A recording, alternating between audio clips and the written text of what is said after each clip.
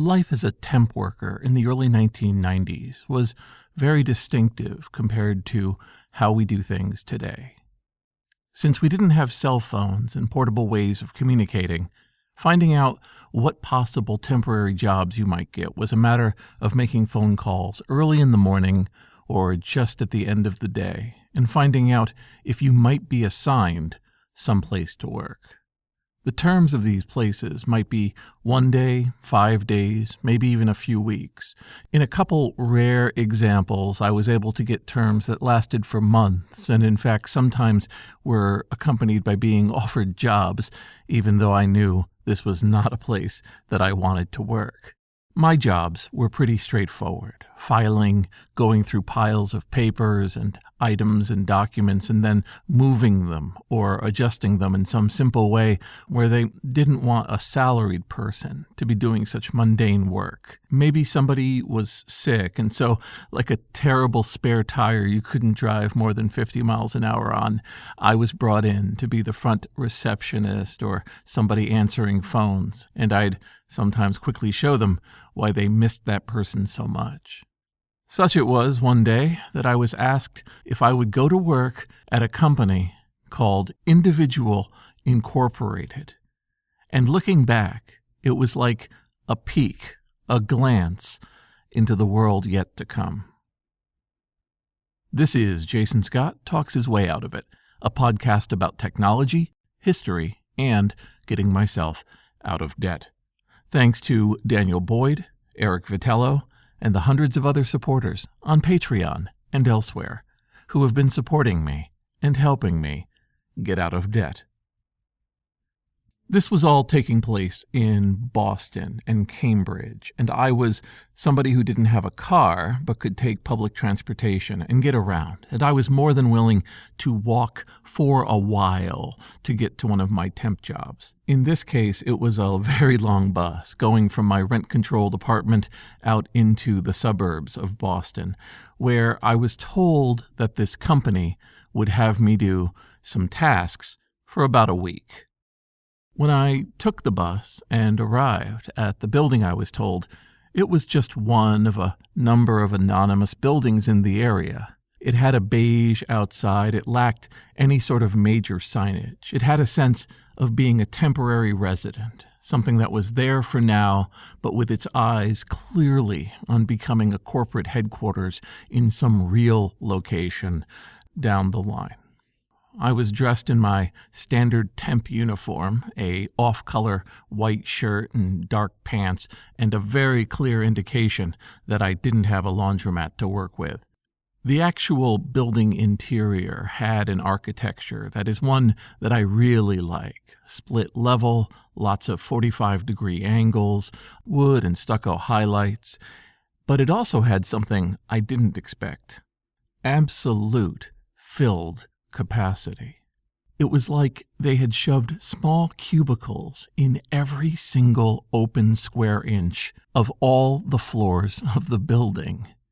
You were walking by and there were people in every one of these cubicles, and their heads were moving around, and there was a chattering like a stock market in every single direction. People were getting things done. And at the time, and reflecting the kind of life I was living as a temp in a rent-controlled apartment, I didn't know anything about what they did. Usually, you can come in and everything makes sense. There's a poster on the wall letting you know that you're going to be working for a shipping company or a telecom company or a company that makes beer. But in this case, I couldn't quite understand what was going on. The whole place had a sense, really, of being a newspaper, or maybe a magazine, or maybe some sort of stock market with folks bringing papers to each other and working furiously at their desks. I was brought to a back area for my extremely uninteresting, not worth putting a real employee on it task, which was they had done a mailing. They had sent out tens of thousands of envelopes with that easy-to-return mail where you could fill out that you would want their product. And now they had boxes and boxes of returns. And my job, basically, was to open all of these envelopes, go through them, find the ones that were actual valid returns and interests in business, and then set them aside so that somebody else could deal with those.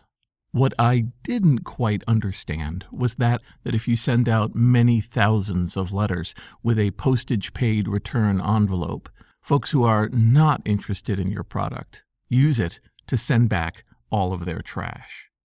Most of my envelopes were stuffed to the gills with material that probably should have gone into recycling or actual organic trash, and I ended up spending most of my time squeezing the outside of an envelope, making sure that it was paper in there and not something terrible.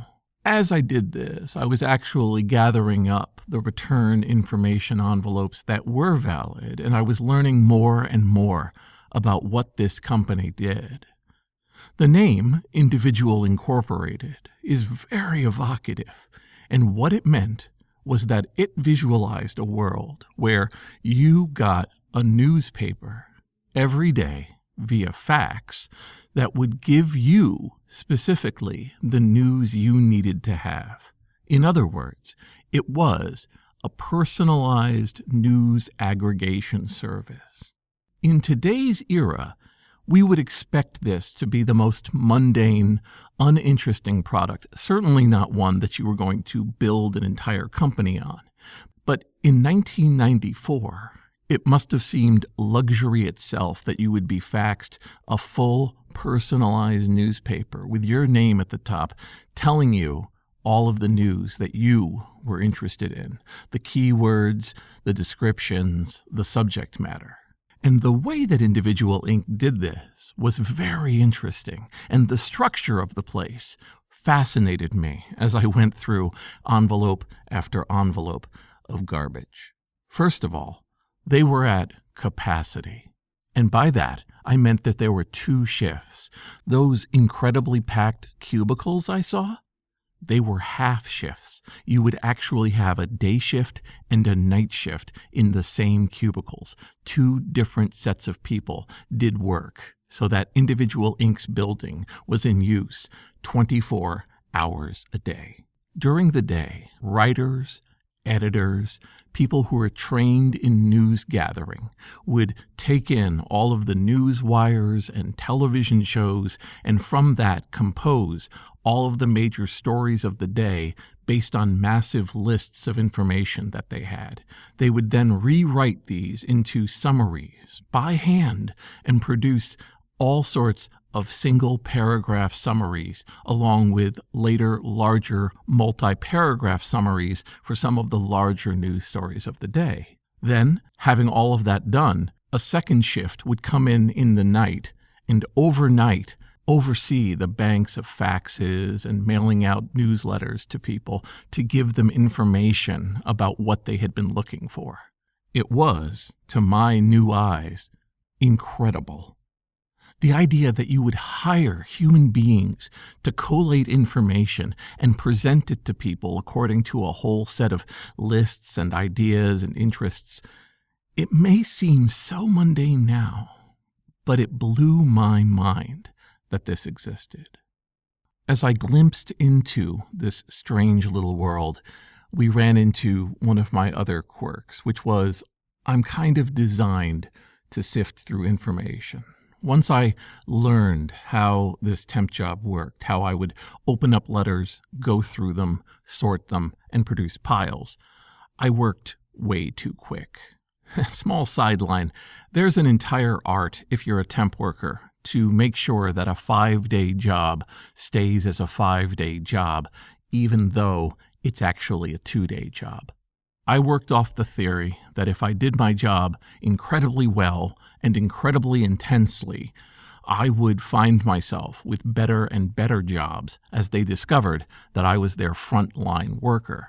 I'm not sure this calculus really worked out, though, because obviously it's in the interest of the temp agency to have someone do a good enough job, but also get them those free hours and hours of going through for 5 days, instead of somebody who works like a maniac and is done in 2. But that's how it worked. I only ended up working at Individual Inc. for 2 days. I had to say, I'm through all of your envelopes. And then my time there was done. But I never stopped thinking about Individual Inc. Like many such companies, it grew. It had investors. There were some major problems and upheavals at the company. One of the founders got ousted. There were the usual things that happen in growing pains when your company has a whole bunch of financial commitments along with entering a market that becomes more and more saturated. The name was interesting and unique, and so I would see it pop up once in a while. But for me, those 48 hours, seeing the way that a company could exist and that people could do complicated, involved intellectual work, trying to summarize the state of the world in a meaningful way for paying customers, recutting all of the news into the finest outlay so that they would be able to have exactly what they needed when they came in the morning, I just internalized the idea that it was possible. Whether or not it could be a full business, an infinitely scalable situation to throw human beings at the problem, or maybe now where we use a variety of algorithms and scripts to do something similar, ultimately, I did learn two major lessons. The first is that in trying to solve a general problem, we can come up with some incredibly complicated solutions, ones which won't scale, but for a shining moment do get the problem fixed in a way that others can take inspiration or warning from.